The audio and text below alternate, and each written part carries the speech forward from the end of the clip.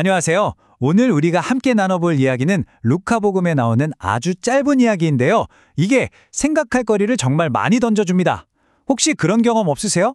이쪽에서 아무리 진심을 다해서 이런저런 방법으로 말을 걸어봐도 상대방은 마음의 문을 꽉 닫고 있는 거죠.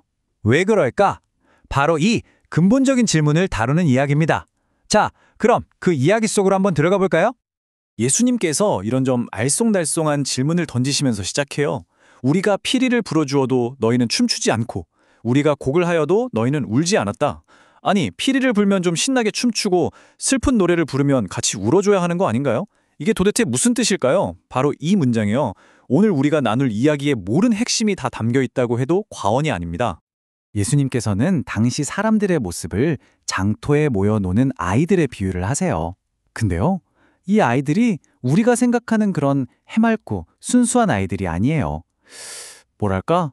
뭘 하자고 해도 절대 응해주지 않는 아주 삐딱하고 고집센 아이들이라고 할까요? 자, 우리 그 장면을 머릿속에 한번 생생하게 그려볼까요? 시끌벅적한 장터 한가운데서 한 무리의 아이들이 이렇게 외치는 거예요. 얘들아, 우리 결혼식 노래하자. 그러면서 신나게 피리를 불어요. 근데 다른 애들은 어때요? 그냥 뚱하니 앉아서 쳐다도 안 봐요. 미동도 없어요.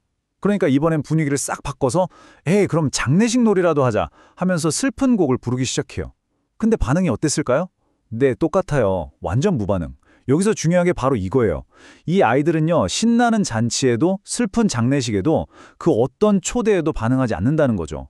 이게 바로 어떤 영적인 부르심에도 마음이 움직이지 않는 깊은 무관심, 그러니까 영적인 냉담을 상징하는 겁니다. 자, 이렇게 마음이 꽉 닫힌 사람들에게 하느님께서는 두 가지, 그것도 아주 다른 방법으로 다가가세요. 그 첫 번째 길이 바로 세례자 요한이었습니다. 요한은요, 정말 독특하고 아주 엄격한 방식으로 하느님의 메시지를 전했던 인물이죠. 요한이 어떤 식으로 사목했는지 한번 볼까요? 그러니까 도시랑은 멀리 떨어진 광야에서 살았고요. 밥도 제대로 안 먹고 금식을 자주 하고 정말 철저하게 금욕적인 삶을 산 거죠. 그의 메시지도 그의 삶이랑 똑 닮았어요. 아주 단호하고 진지했죠. 딱 한마디로 회개하십시오, 이거였어요. 이건 그냥 좀 착하게 살아라, 이 정도가 아니라 삶을 완전히 뒤엎으라는 정말 가볍지 않은 요청이었던 겁니다. 사람들의 반응은 과연 어땠을까요? 정말 놀랍게도요, 사람들은 요한이 전하는 그 진지한 메시지의 핵심은 보려고도 안 하고 그의 라이프 스타일을 물고 늘어져요. 그렇게 극단적으로 사는 걸 보고는 뭐라고 했냐면요. 저 사람 제정신 아니야. 저거 마귀 들린 거다. 이렇게 손가락질하면서 그의 말을 아예 무시해버린 거죠. 자, 그럼 첫 번째 시도는 실패한 것처럼 보이죠. 그렇다면 하느님의 두 번째 길은 어땠을까요? 그 두 번째 길이 바로 예수님이세요. 근데 여기서 정말 재밌는 점이 뭐냐면요. 예수님의 사목 방식이 세례자 요한이랑은 정말 180도 달랐다는 거예요. 완전히 정반대였어요. 예수님은요, 사람들과 함께 어울려서 먹고 마시는 걸 전혀 망설이지 않으셨어요. 특히 당시 사회에서 진짜 손가락질 받던, 죄인 취급받던 사람들이 있잖아요. 세리들 같은 그런 사람들과도 아무렇지 않게 한 식탁에 앉아서 식사하고 깊은 관계를 맺으셨죠. 이게 그냥 밥 한 끼 먹는 게 아니에요. 이 식사는요, 단순히 배를 채우는 걸 넘어서서 하느님 나라는 이렇게 모두에게 열려있는 기쁨의 잔치와 같다는 걸 미리 보여주는 아주 강력한 상징이었던 겁니다. 그런데 사람들은요, 이런 따뜻한 초대마저도 그냥 뻥 차버립니다. 예수님의 이런 모든 걸 끌어안는 태도를 보고 뭐라고 비난했냐면, 저 사람 먹는 것만 밝히는 먹보에 술꾼이다, 세리랑 죄인들하고나 어울리는 사람이다. 이렇게 그분의 진심을 완전히 비틀어버린 거죠. 정말 어이가 없죠? 요한의 엄격함은 막이 들렸다고 싫다더니 이제는 예수님의 너그러움까지도 공격의 대상으로 삼는 거예요. 이 표를 한번 보세요. 정말 기가 막힌, 이래도 싫고 저래도 싫은 상황이 한눈에 들어오지 않나요?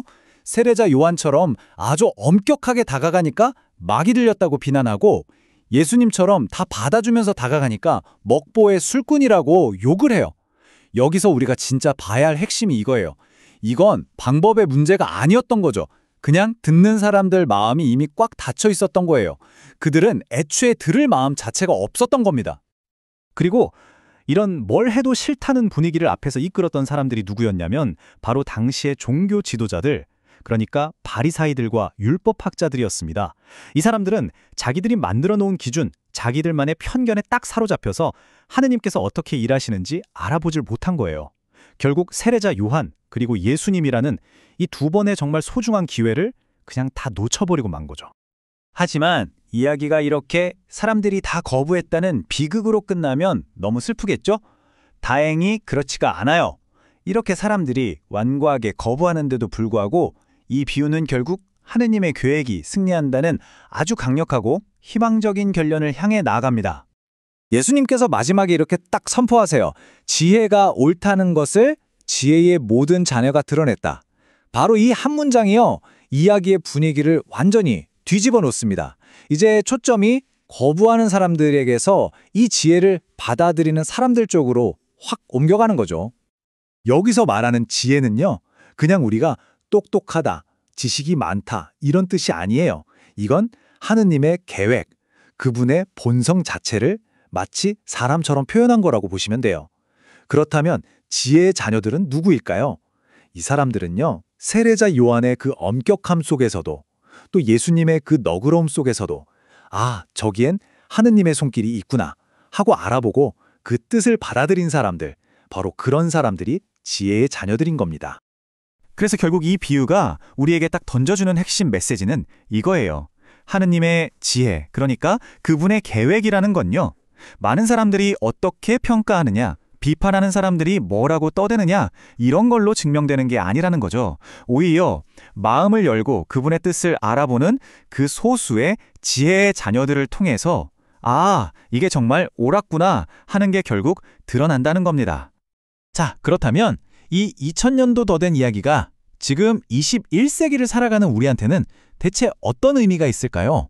이게 그냥 옛날 성경 속 사람들 얘기로 끝나면 아무 의미 없겠죠? 어쩌면 이건 바로 우리 자신의 이야기일지도 모릅니다. 이 이야기는 오늘 우리 각자에게 아주 날카로운 질문을 던지고 있어요. 혹시 나도 내가 가진 기대나 편견, 어떤 고정관념 때문에 진짜 중요한 진실을 놓치고 있는 건 아닐까? 혹은 메시지 내용은 들어보지도 않고 그냥 그걸 전달하는 방식이나 그 사람이 마음에 안 든다는 이유만으로 귀를 닫아버리고 있는 건 아닐까? 하고 말이죠. 오늘 이 이야기를 마무리하면서 맨 처음의 질문을 다시 한번 우리 자신에게 던져보면 어떨까요? 우리 각자는 인생이라는 이 거대한 장터에서 어떤 피리소리 앞에서는 춤추기를 거부하고 있고 또 어떤 슬픈 곡소리 앞에서는 울기를 거부하면서 외면하고 있는 걸까요? 어쩌면 지금 이 순간에도 우리가 놓치고 있는 그 지혜의 목소리는 과연 무엇일지 한번 깊이 생각해 볼 시간인 것 같습니다.